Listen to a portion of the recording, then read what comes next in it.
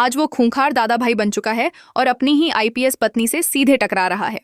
कहानी के सबसे बड़े मोड़ पर सूरज, जो अब इस इलाके का दादा भाई है, अपनी आईपीएस पत्नी ईशा के पास सुबह की पहली चाय लेकर जाता है।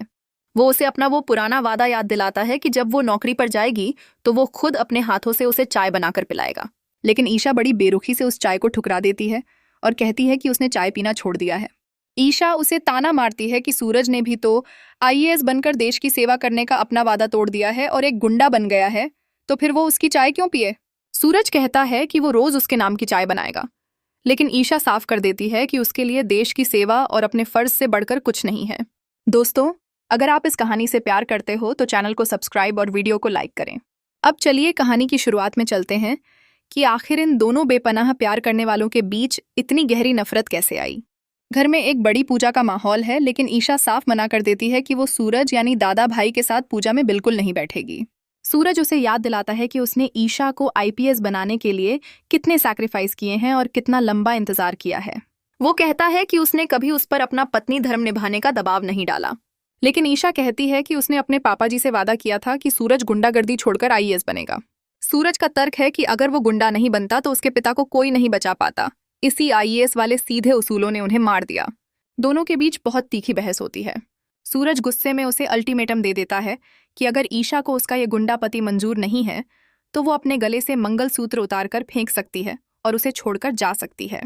ईशा बुरी तरह रोते हुए वहां से चली जाती है। अगर आप ईशा की ईमानदारी और उसके फर्ज से प्यार करते हो तो चैनल को सब्सक्राइब और वीडियो को लाइक करें।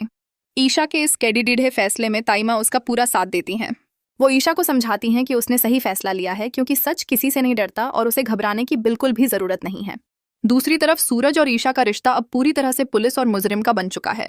दादा भाई के गुंडों के नारे चारों तरफ गूंज रहे हैं और ईशा भी कसम खाती है कि वो उसे जेल भिजवा कर ही दम लेगी।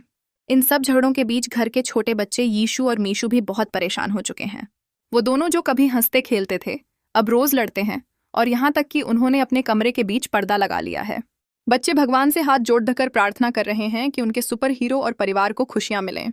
अगर आप चाहते हैं कि सूरज और ईशा फिर से एक हो जाएं और आप सच्चे प्यार से प्यार करते हो तो चैनल को सब्सक्राइब और वीडियो को लाइक जरूर करें। इस पूरी कहानी में तब एक नया और खतरनाक मोड़ आता है जब एक नया आईपीएस ऑफिसर सागर एंट्री लेता है। सागर बहुत सख्त है और उसे ईशा पर पूरा शक है कि वो अपने पति दादा भाई को बचाने की कोशिश कर रही है और सिर्फ उसे पकड़ने का नाटक कर रही है। वो ईशा का हाथ पकड़कर उसे सीधी धमकी देता है कि अगर उसे जरा भी सबूत मिला कि ईशा अपने पति से मिली हुई है तो वो दादा भाई से पहले ईशा को सलाखों के पीछे सड़ा देगा।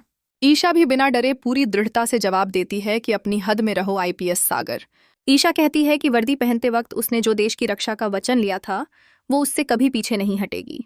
घर में काव्या का दुख भी लोगों की आंखें नम कर देता है, जो अपने खोए हुए प्यार आरव की यादों में एक अलग दुनिया बनाकर जी रही है और कहती है कि जिस दिन उसकी सांसें रुकेंगी उसी दिन उसकी मुश्किलें खत्म होंगी। वहीं दूसरी तरफ बंटी और रिया की अपनी अलग ही लव स्टोरी और रात के अंधेरे की छुपम छुपाई चल रही है।